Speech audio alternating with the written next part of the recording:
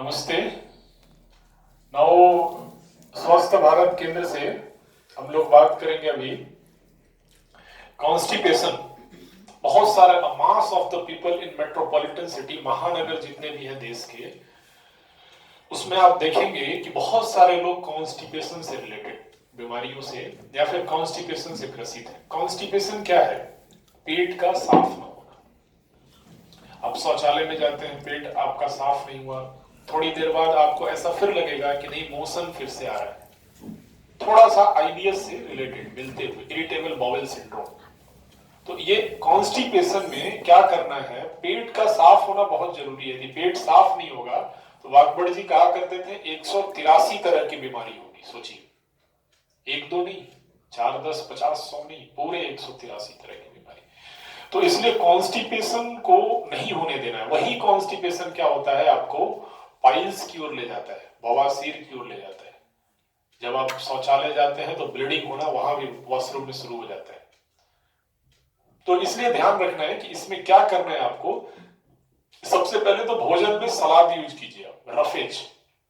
अब ये पता कीजिए भोजन में किन किन चीजों में, किन किन सब्जियों में, किन किन हिस्सों में रफेज ज्यादा है, रफ आइटम। बिहार में लिट्टी चोखा खाया जाता है, मकुनी चोखा। वो पूरा ऐसा है, आप एक दिन खा लीजिए, सुबह पूरा साफ। उसमें कंपोजिशन कुछ ऐसा बना हुआ है। तो आप बिहार के लोगों से ये बात समझिए, बाकी राज्य के लोग जितने भी हैं, कि आखिर वो डाइट ऐसा है। स्पेशलाइज्ड लोग हर सप्ताह में खाते हैं वहां लोग, या फिर महीने में बनाते हैं, कभी कभी बनाते हैं। तो उसका बड़ा मेडिसिनल प्रॉपर्टी है, ऐसा डॉक्टर भी कहते हैं। डॉक्टरों ने भी बड़ा इस पे प्रयोग किया। तो एक वो आपका सॉल्यूशन के रूप में हो सकता है। दूसरा क्या है, फाइबर यूज करना है, सलाद को भोजन में यूज करना है। ये ध्यान रखना है, चावल रोटी कम खाइए, सब्जी ज्यादा खाइए, सलाद ज्यादा खाइए, बैलेंस डाइट लीजिए, मिल्क यूज कीजिए। और भोजन के बाद हमेशा 100 कदम 200 कदम आपने पक्का टहलना ही है, that is must. Don't go directly inside your bed. भोजन के बाद हमेशा 100-200 कदम टहलना है। फिर उसके बाद वज्रासन में आकर बैठ जाना है। जब वज्रासन में आके बैठ जाएंगे तो ये वाला हिस्सा हमारा लॉक हो जाता है। लॉक हो गया तो पेट को पूरा एरिया मिल जाता है चर्निंग के लिए। आप जैसे मट्ठा बनाते हैं ना, हरियाणा में आप देखेंगे, पंजाब में देखेंगे, खूब मट्ठा बनता है ना। मट्ठा बनाते हैं, छाछ जिसको हम दिल्ली में बोलते हैं। तो वो बनाते में जैसे घुमाते हैं वैसे ही पेट में चर्निंग होती है। भोजन करने के बाद काइम फॉर्मेशन होता है, मिक्सिंग अप होता है, और उसी प्रक्रिया के साथ आप एनाटॉमी देखेंगे तो पाचन शुरू होता है। तो उस पाचन को आपको एरिया देना है। 100-200 कदम टहल के आ गया, फिर उसके बाद बैठ के वज्रासन में, यदि घर में है। नहीं तो कम से कम तीनों टाइम के भोजन में से एक टाइम जरूर वज्रासन में बैठना है, एटलीस्ट मिनिमम। पूरे 84 लाख आसन में से एक सिंगल आसन ऐसा है जो भोजन के बाद हम इसका अभ्यास कर सकते हैं। तो इससे, इसी से आपका गैस बनना खत्म हो जाएगा, वायु विकार आपका दूर होगा। तो जब गैस में आपने देखा होगा, जब शरीर में गैस बनती है तभी ये बीमारी होती है, कॉन्स्टिपेशन। वो लीड पहले देखते होंगे, रिफिल होता है, रिफिल बीच बीच में गैप छोड़ देता है।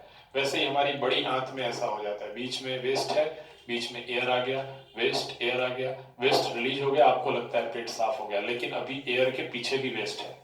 तो वो एयर रिलीज होता है। तो एयर ये ना बने बीच बीच में, इसलिए हमें चलना है ताकि वायु कहीं रुके नहीं, चलता है। एक बात ये ध्यान रखना है। फिर योग में क्या कर सकते हैं आप, एक तो दिनचर्या, रात्रिचर्या, ऋतुचर्या, भोजन, स्वस्थ व्रत का पालन करना है, ताजा खाना है, सलाद, फाइबर, ये सब यूज करना है। पपीता हम यूज कर सकते हैं। पपीता पूरा हमारी आंत के लिए बहुत ही पोषक तत्व है, पेट को पूरा क्लियर करता है, और आंत की बहुत सारी बैक्टीरिया को ये इरेडिकेट करता है, खत्म करता है वहां से।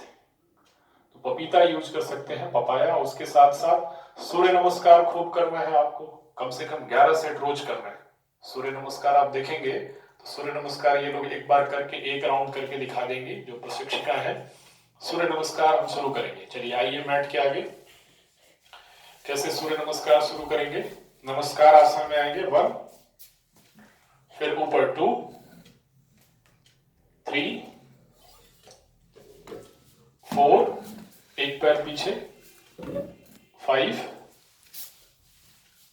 6, अष्टांग नमस्कार, 7 भुजंगासन, 8 पर्वतासन, 9 अश्व संचालनासन, 10 पदहस्तासन, 11 हस्तोत्तानासन और नमस्कार आसन 12। बैठ जाएंगे वज्रासन में। वापस आकर सूर्य नमस्कार खूब करना है। और आपने ये देखा होगा कि अश्व संचालन में ये जैसे ही गए थे लोग, एक पैर आगे है एक पैर पीछे, तो ये एक्टिविटी मैंने पहले के वीडियो में दिखाया हुआ है। प्रोस्टेट से रिलेटेड, यूरिनरी ब्लैडर से रिलेटेड जो बीमारी है उसमें पैरों को आगे पीछे करना है, तो उससे भी हमारी आंत खिंचती है। फिर इसके साथ साथ कॉन्स्टिपेशन में क्या करना है, आपको ऊर्ध्व हस्तोत्तानासन करना है। तो ऊर्ध्व हस्तोत्तानासन का अभ्यास हम कैसे कर सकते हैं? खड़े हो जाएंगे अपनी जगह पे, खड़े होकर दोनों हाथ को सांस लेते हुए ऊपर ले जाएंगे, इंटरलॉक करेंगे, फिर ऊपर की ओर खींचकर दाहिनी तरफ जाएंगे एक साथ राइट साइड में। तो ये बड़ी आंत हमारी खींचती है। ब्रीदिंग नॉर्मल रहेगा, होल्ड करेंगे, फिर बीच में आएंगे, फिर दूसरी तरफ ऊर्ध्व हस्तोत्तानासन, फिर बीच में आएंगे, फिर ऊपर खींचेंगे। यही प्रक्रिया हम होल्ड करके करेंगे। वापस आ जाइए, खड़े रहेंगे। तो ये होल्ड हम करेंगे, होल्ड करने के साथ तो ब्रीदिंग नॉर्मल करेंगे तो बड़ी आंत जब हमारी खींचेगी तो इससे पेट साफ होगा, कॉन्स्टिपेशन नहीं होगा। एक बार में क्लियर। फिर इसके साथ हम त्रिकोण आसन कर सकते हैं। दोनों जने इस तरफ के हो जाएंगे और त्रिकोण आसन कैसे करते हैं? पहले 3 से 4 फीट दोनों पैर में गैप बनाएंगे, एक पैर को एक दिशा में कर लेंगे, दोनों हाथ को सीधा पैरेलल टू ग्राउंड लाएंगे, फिर एक तरफ राइट साइड जाएंगे, दाहिनी तरफ। ये हुआ त्रिकोण आसन।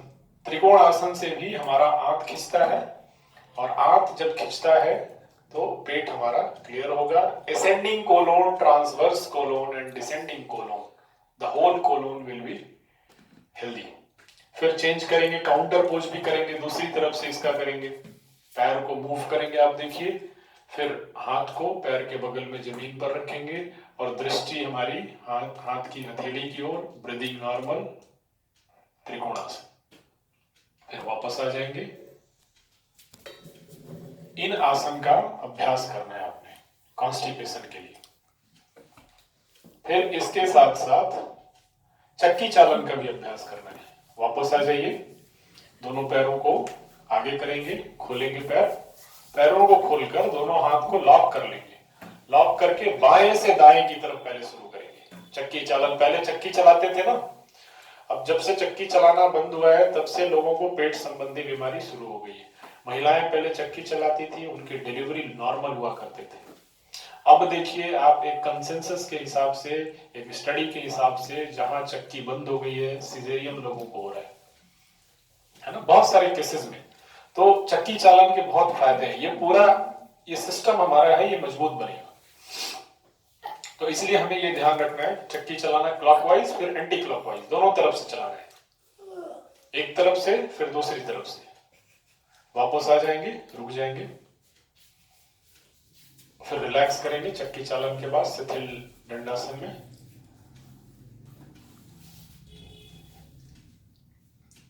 फिर इसके बाद हमें बैठ जाइए किसी भी सुखासन में, ध्यानात्मक स्थिति में बैठेंगे। इसके बाद हमें थोड़ा शवासन भी करना है। शवासन में वो करवाया जाएगा आपको डॉक्यूमेंट्री। तो शवासन करना है, शवासन के साथ साथ मेडिटेशन सीखना है, योग निद्रा सीखना है, ताकि पूरी आंत को, पेट को भी, पेट भी मजबूत हो हमारा, पूरा एकदम ढीला छोड़ दे, रिलैक्स्ड।